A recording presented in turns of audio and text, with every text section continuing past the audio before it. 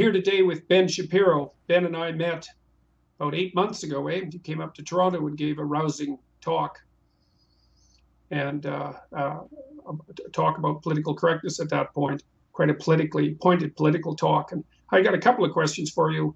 One is, what are you planning to do in 2018? What do you want to see happen in 2018 personally? And what are you aiming at and why?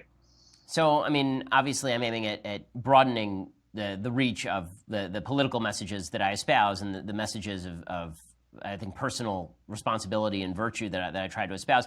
I'm also working on a book that I'm really interested in right now about the roots of Western civilization. What is that makes for a happier and more fulfilled Western civilization? What generates purpose for a civilization and for individuals, and why it is that we seem to have lost purpose? Because my general theory is that the reason that we're trying to murder each other politically and the reason that we hate each other so much is that there is a purpose-shaped hole in our heart that we are now filling with anger, tribal anger at each other. And I'm trying to trace back, kind of backtrack and say, okay, where did we go wrong? Where was purpose at sort of its high watermark, and why are we now at low ebb? Okay, one of the things that I've found in the discussions that I've had over the last year, especially the public discussions, public lectures, let's say, is that it seems perfectly possible to make a room go silent by speaking to, especially if it's a room full of young men, by speaking to them about responsibility and truth.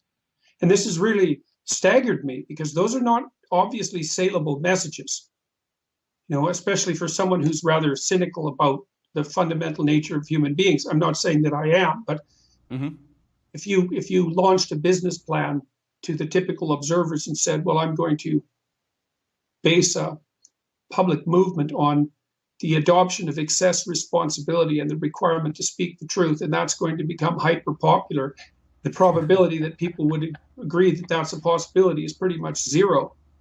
And so I've been thinking that we've spoken about rights for so long and spoken about freedoms for so long, let's say since the early 60s, just essentially speaking, that we've actually left a conceptual hole in our culture. And that seems to be akin to the point that you're making with regards to this book. And now you mentioned responsibility, and why that specifically? Well, I think that what you're talking about is exactly right. People in the West have seemed to pose rights in direct opposition to duties. So the American founding particularly was obsessed with this idea of rights and individual rights, but there was also this corresponding idea of duties that's very clear in founding thinking. George Washington talks about duty. Benjamin Franklin talks about duty. The idea was that duty was to be socially generated, not by government, but by society itself, by small communities, by churches, by your family, and that would fill the gap that allowed you to actually have a functioning society of rights. But we seem to have left duty completely behind. Now it's just all about the rights and not about the duty. And what's happened is that that's collapsed in on itself, because a society of only rights and no duties ends up generating duties masquerading as rights, right? Positive rights that are actually not rights at all, that are me imposing a duty on you in order to further my own perception of my rights. And that's, I think, where we've been going. And it's a dark place, and it creates an enormous amount of opposition. I mean, when you say, Jordan, when you talk about the fact that people would not have thought of building a movement on notions of truth and responsibility, that's because I think for a long time, people just took it for granted that we all agreed on these things. But there's been an actual forcible counter movement for generations now against both truth and responsibility. The idea is there's no objective truth. It's socially defined. We can make it up as we go along. There's no telos, right? I talk a lot in the new book about a teleological way of thinking, this idea that you actually have a purpose for which you were created, and that it's your job to fulfill that purpose, and that's completely been left by the wayside. So there's no truth. There's no capacity even, right? The scientific materialist worldview actually robs you of the capacity to even change yourself.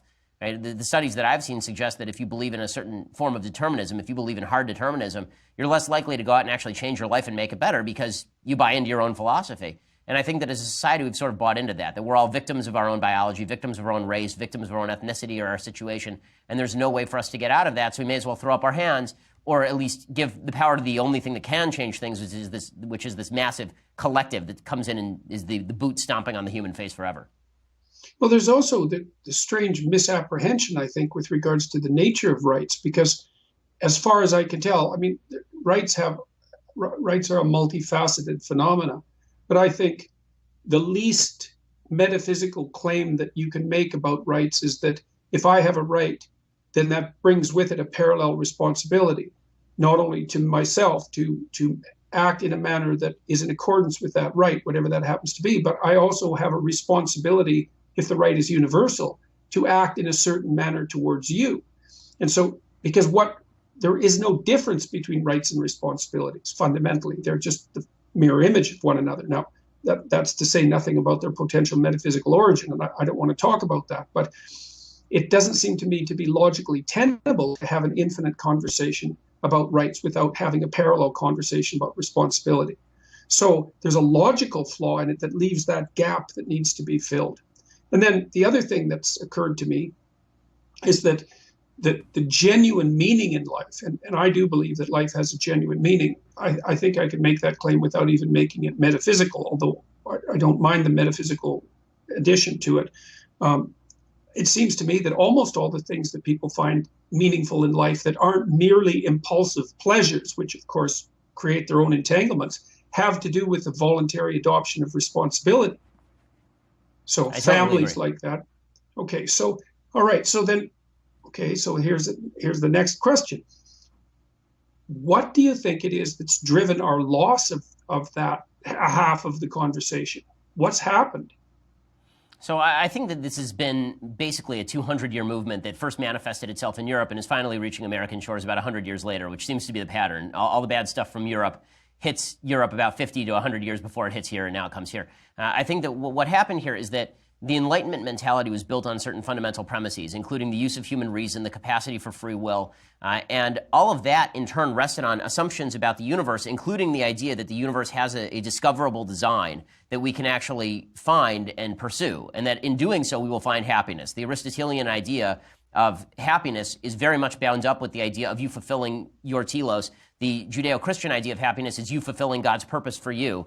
There is always this idea of a higher purpose that you were seeking, and I think what happened is that the Enlightenment project, which started off in an attempt really in the 13th century by people like Aquinas and Maimonides to unite religion and science, fell apart when they started to divide the two. Instead of we're seeking the same thing. Religion and science are both seeking a universal truths that can be applicable to our own lives and make us more fulfilled.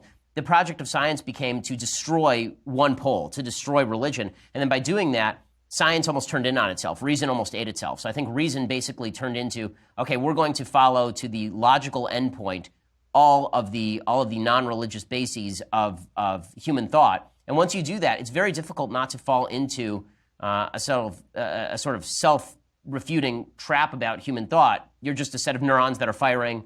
Neurons don't have responsibility. Your dog doesn't have responsibility. Do you have responsibility? You are a product of your environment and your biology. Does that carry with it any sort of moral responsibility? You don't have the capacity to choose. If you don't have the capacity to choose, how do you have moral responsibility? I debated Sam Harris on particularly this issue, and I thought that actually the most telling point of the debate and discussion was not anything the two of us said. It was a woman who got up at the very end and said to Sam, I totally agree with you. There's no free will in the hard sense. You can't make there is no choice other than to, right? You will have to do this just driven by your biology and environment. But I have a 5-year-old son. What do you want him, what should I say to him? And Sam basically said lie. Right? Sam basically said, well, tell him that he's capable of making a choice. And that's the truth about civilization. Either you believe that's a lie and you're actively engaging in Plato's good lie, basically, or you have to believe in free will. And I don't think the capacity to choose and the capacity to self-better is a lie. I think that people do have the capacity to do that. I think even Sam believes that, but he refuses to acknowledge it because otherwise I don't think he would be in the educational position that he is, right? He spends his life trying to educate people. So it's all weird. I mean, I actually said in the discussion, why are we all in this auditorium? We were just sort of predestined by the universe to be in this auditorium at a certain time. Like, do you feel fulfilled by that? If so, you really have no choice in the matter. Well, one of the things that's always bothered me about the new atheist types and the hyper-rationalists is that as far as I can tell, their conduct is full of performative contradictions. They say they believe certain things, but they don't act that way. And my sense, because I'm an existentialist at heart, is that what you believe is what you act out. What you say might be in accordance with that, and it might not. But there's no reason to assume that your beliefs are transparent to yourself, regardless of your claims. And so I also don't see any evidence whatsoever that a society can exist that functions over any reasonable period of time in any reasonable manner without predicating itself on the belief that people are both capable of free will and that they're responsible. And so the fact that it seems to be impossible to build a functioning society, or even functioning dyadic relationships for that matter, in the absence of the presupposition of free will and the capacity for voluntary change, indicates to me some evidence for the existence of those capacities. And you have to be a staggeringly cynical person to think that, no, we just have to believe that that's true, even though it's a lie, and predicate our cultures on that. I mean, that's, first of all, I think it's a weak claim. I don't think that it's also not the rock upon which you want to found your culture. So one of the things that struck me about the mythological stories that I've immersed myself in is that there's always three prime characters in a mythological story. There's culture, right? So that's the great father, let's say, in his many mythological guises. And there's nature, that's the great mother. And so you could say that that's the biology and society of the modern scientist. But then there's the independent individual as a causal force who has a nature that enables choice and free will and all of those things. And that independent third factor is something like the logos that gives rise to being at the beginning of time, right? That calls order forth out of chaos. And the fact that we can't account for that scientifically, although I don't think we can deny it either, doesn't mean that it doesn't exist. Yeah, I totally agree with that. And of course, I enjoy maps of meaning, so I'm pretty familiar with the terminology that you use because I've read your book. But I think that there's this idea that you can find meaning in a meaningless universe, that we're just meatballs wandering through space with a little bit of sentience, understanding that we are meatballs wandering through space. I have a hard time building any sort of system on that. And the refusal of the new atheists to even recognize that the morality that they promulgate, right, the rip that they have on religion typically is that religion is barbaric and backwards and promulgates all sorts of horrible moral values with which they disagree. And what they refuse to acknowledge is that their moral values are predicated within that system. Right? Yeah. For the vast majority of human time, the values that they are espousing are not only not universal, they're not even minority values. They didn't exist for the vast majority of human time. Well, they are absolute creations of a Judeo-Christian system that is combined with a Greek reason to come up with what we have today. And this is essentially the theory that I have come up with, is that, and this is the thesis of the book that I'm writing right now, which is that in order for a society or an individual to feel fulfilled, you basically have to have four things. You have to have an individual purpose. You have to feel like you have a purpose in the world. You personally have a purpose in the world. You have to feel like you have an individual capacity. You have to feel like you are capable of pursuing that with alacrity. You have to have a communal purpose. You have to feel like you, along with others, are pursuing a higher goal that means something. And you have to have communal capacity, so a system that has been built that allows that community to activate when it needs to activate and back off so that the individual can exist in that vacuum. And we have torn away at all the roots of those things, because all of those things, I think the apotheosis the apex of modern thought was basically the unfulfilled but universal theories of the American founding fathers. I think it's about as good as it got in terms of governmental theory. I don't think it's gotten better since then. I think that it's been extended more broadly. I think the universalism that they were implying has now been applied in many ways, and that's a great thing, right? The founders obviously still held slaves, many of them, but their principles were not in favor of slavery. So the principles that they espoused were based on, again, these two competing poles that are constantly in tension with one another, in this sort of Leo Straussian tension with one another between reason and revelation, the Judeo-Christian tradition and the Greek tradition of reason. And the tug and back and forth is what allows you to have one foot in rights and one foot in duties. So it'd be really good to have a lengthy conversation about this at some point, because there's some things in here that really have to be delved in deeply. Like the you have to find your own purpose argument was one that was put forth very strongly by Nietzsche after he announced the death of God. He said that people would have to revalue good and evil and to come up with their own definitions of what constituted morality. And like the Nietzschean criticism of Christianity is about as deep as it got, with the possible exception of Dostoevsky. But there's one of the things I really liked about Carl Jung, and that's really struck me as irrefutable, is Jung's fundamental response to Nietzsche was that, well, let's take the argument of the death of God to its logical conclusion, and then let's investigate the idea that human beings have to be the creators of their own systems of meaning.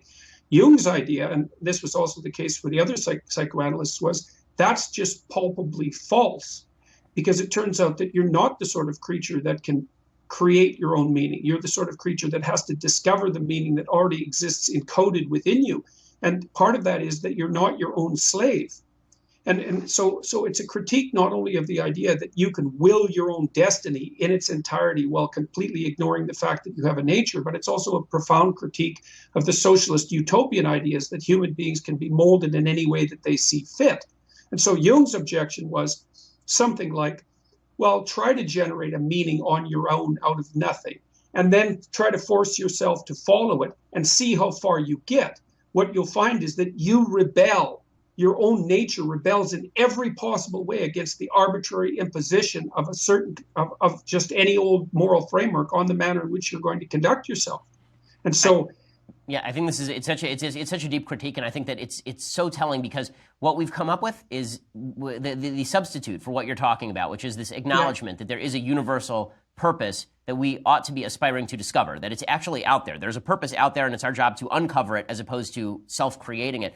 That is a really deep divide in America, I think in the West generally, because what people have said is, okay, we finally realized that we do need this thing called purpose, right? We can't just be hedonists all the time. Drugs and sex aren't going to cut it. We're actually going to need to come up with some purpose. Yeah, they're hydras. Right, but we're not going to be able to, but at the same time, we don't want a government or a society or a church or a community forcing down its universal perception of values on us. And so therefore our happy medium is going to be, you define your own freedom, you define your own rights, and you define your own view of the universe. Well, that is always going to just devolve into this pathetic sort of solipsism that can never be escaped from and doesn't provide happiness anyway. I mean, the people who quote unquote define their own meaning are some of the least happy people that you will ever meet, because they don't believe that they're in consonance with anything larger. If you're looking into yourself, right, yourself is not that big. There's not that much there, right? There has to be something beyond you, whether you find it in God or whether you find it in a community or in nature. There has to be something that speaks to you beyond the guts that exist inside you, or you're just examining your own intestines. I think, too, that you can make a strong scientific case, and this is something I never got to in my discussions with Sam Harris, is you can make a strong scientific case for the reality of meaning let's just call it for the reality of meaning. You might think about it as a psychological reality, but you can think about it as a metaphysical or a biological reality too, because as far as I can tell, and there's good neurological evidence for this, your brain is adapted to two modes of being. And one mode of being is that mode that obtains when you're where you know what you're doing and you know what's going on. So you could call that explored territory, let's say. And there's another mode of being that is that which obtains when you don't know what's going on, when you're in unexplored territory. You could say, well, animals since the beginning of time have adapted to some combination of explored and unexplored territory. And that's roughly akin to known and unknown, which I think is what's symbolized in the yin-yang symbol. And as far as I can tell, the sense of meaning that people experience that's spontaneous and deep is an indication that they're functioning well in explored territory, but simultaneously increasing their capacity to deal with unexplored territory. So it's like the zone of proximal development, or even the flow states that Csikszentmihalyi has talked about. But see, the best thing to be is where things are going well for you, but also where you're expanding the capacity of things to go well for you simultaneously. And then you can add to that the fact that that's not going to be solipsistic, because we live in a social world. If I'm pursuing something that's deeply meaningful, then if things are constructed fortunately, then I'm going to be pursuing something that's very good for me now, and me later, and me deep into the future. At the same time, I'm pursuing something that's good for you now, and you later, and you deep into the future. And I believe that sense of deep engagement that envelops people in fortunate periods of their lives is actually a neurological signal that the layers of being are stacked on top of one another properly, and that you're oriented properly within them. And that to me, I've often thought that the most real thing is pain. And then you might say, well, if there's an antidote to pain, that would be something that would be even more real than pain. And it seems to me that the sense of meaning that I'm talking about here, that's associated with this sense of ultimate responsibility, is an antidote to pain, and therefore is something that's most real. I don't see anything. You can make a metaphysical claim about that, and that's perfectly reasonable, but you don't have to. You can make a bloody hardcore scientific claim for that, and I think it's extremely difficult to refute. Why wouldn't we have? I tend to agree with that, and I think that you referencing the flow state, that's something that where we are happiest, right, from scientific research, is in that flow state, and that flow state is exactly what we're talking about now. This feeling that you have mastery over your capacity to explore the unexplored, and that the unexplored is worth exploring, right? I mean, that's the other thing, is that what drives you to explore the unexplored. It's not just that you get up in the morning and you feel like wandering outside into the forest. There's some of that, but I think some of it is that you feel like there's an actual necessity for you as a human being to do that. There's a moral duty for you to try and conquer new worlds. And adding the moral layer, the moral impetus on top of, I just have a decision to go out and explore unexplored territory, is what I think allows civilization to create rather than destroy. Now, I've talked a lot on my show about male toxicity, what people have the toxic masculinity and all this nonsense. Yeah, yeah. And the binary nature, I think, of human beings, particularly men, is that men, because I have a little boy who's a year and a half old, and he's either building a stack of blocks or he's destroying the stack of blocks. There is no in between. And so if you're exploring unexplored territory, there are only two ways to deal with that. One is to actually take a fire and set it in the unexplored territory, or the other is to cultivate that unexplored territory. And adding that moral layer of, it's your job to forge out into the universe and make that cultivated territory, to bring that into the known. That adding that moral dimension is, I think, what both the Greeks and Judeo-Christian tradition are about. Now, I think it's more Greek than it is Judeo-Christian, but the idea that there is a God worth exploring and that God has reached down to man and uplifted him is I think, relevant to Judeo-Christian religion and is really the essence of Judeo-Christian religion. If you look at polytheism, that notion that you're out there to try and understand God, it doesn't exist in polytheistic religion. The notion that you're supposed to look beyond you're supposed to look beyond yourself to a broader understanding of the universe. No, you were subject to forces in the universe, right? And those were represented by the different gods. Not this idea that there's a universal system that's at least partially knowable, that if you spend your life trying to investigate and live in consonance with, you will be happier. That's a lot closer to the Greek system, which is why you end up with this common idea of the logos that you talk about being in the book of John, but also really springing from Greek thought. I mean, that's the idea there. Right. Yes, it's an unbelievably brilliant synthesis. Now, you touched on the idea of cultivation, so I wanted to ask you about that. I'm going to Amsterdam to talk to this event sponsored by a group called the Dutch Lion, and that's going to happen January 19th. And we've got about 2,000 people attending this event, and it's going to be a national discussion about Dutch and European identity and immigration.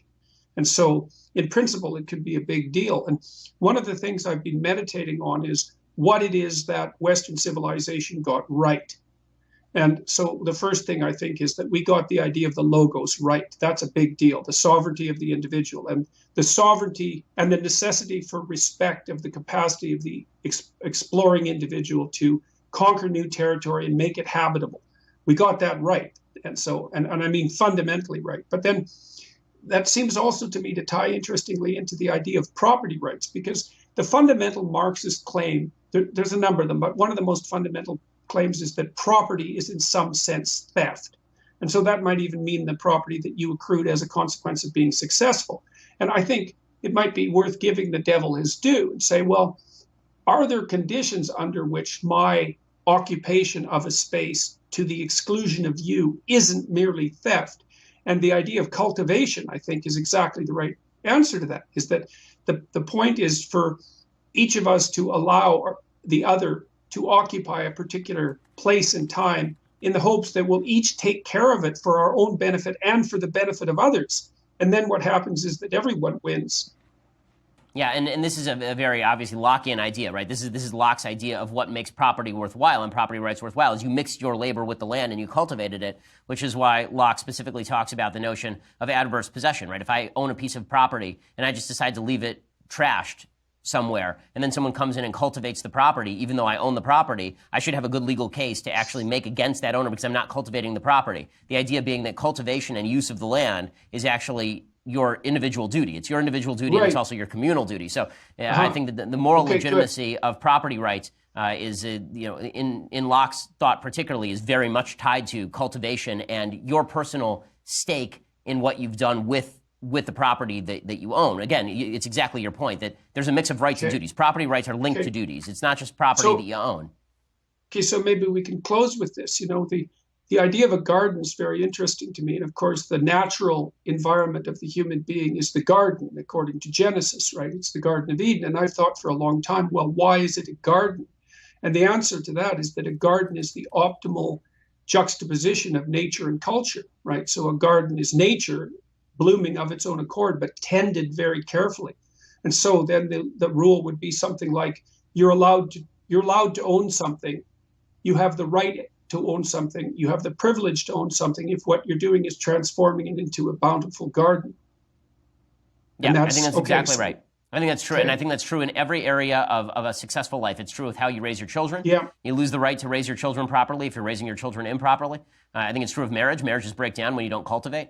Cultivation is the ultimate human need is cultivation. And when we cultivate, whether it's in the realm of knowledge or science, or whether it's in the realm of religion and relationships, then we are happier. And when we don't cultivate, and when we deprive ourselves of the capacity, and both the capacity and the purpose of cultivation, then everything falls into anarchy. Then just through entropy, everything will fall apart, I think. Okay. So the right objection to privilege is cultivation. It's like, I'm not privileged, I'm cultivating. I like that. I like that a lot. Yeah, well, it's necessary to get to grip these things by the neck, And so, okay, that's good. Well, look, thanks very much for talking to me. I hope we get a chance to talk again in the relatively near future, because there's some things we could really sort out, I think. That'd be great. I'd really appreciate it. I'm a big fan of all your work, obviously. We will make America great again.